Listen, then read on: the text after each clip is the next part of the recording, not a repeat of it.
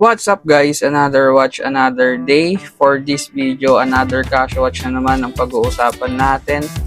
So this watch is naka-floated bezel ulit. So naka-series siya sa MTP 130 DS-7A. So ito yung pinaka-rare na watch ni Casio. Isa to sa mga mahirap talaga din hanapin, which is itong mother of pearl. So for this video guys, discuss natin itong mother of pearl na to dahil marami na ding umorder sa akin ito dahil sa kakaiba niyang dial. So mapapansin nyo guys, may textured yung dial niya, para siyang lukot na papel. And pagka nasisinagan or naiilawan to, nagbabago-bago yung kulay. For example, ito kulay pink siya, tapos nag-green, nag-red, tapos nag-white. So for this video, this watch is mother of pearl MTP 130 DS-7A. So ayun yung reference number niya.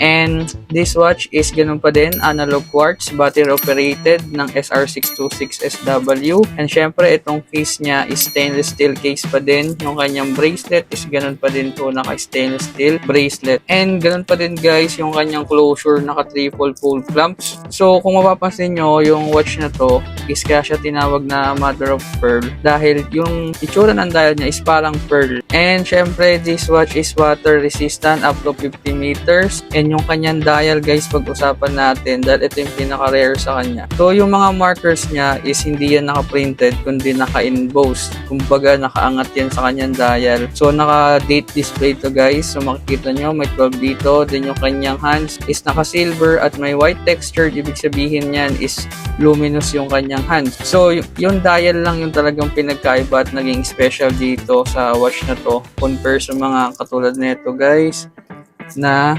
floated bezel din natin, which is itong white gold. So ayun yung difference nila guys. So itong mother of pearl is para siya matte finish. Itong isa na white gold is naka-glossy finish. So ayun yung difference ng dalawa. At ito nga palang mother of pearl guys, meron akong pang babae nito, which is ito. So ipakita sa inyo kung gaano kaganda lalo na itong pang babae. Dahil guys, kung mapapansin nyo, yung dial nito is mas visible yung different color na nagbabago-bago compare dito sa panlalaki. So napakaganda nung pambabae kasi nagkukulay pink, nagkukulay orange. So yung dial niya talaga is very kakaiba. So ayun yung itsura niya guys. So itong watch na to is couple. Ayan, mother of pearl. Marami nagtatanong sa akin ito. So ngayon ko lang din na vlog. So ayun lang guys for this video. Kung interested ka sa watch na to, pwede mo akong i-message sa TikTok, sa akin Facebook, at ako mismo yung mag-reply sa inyo. So tingnan nyo guys kung gaano kaganda yung watch na to. Thank you for watching guys. Bye-bye.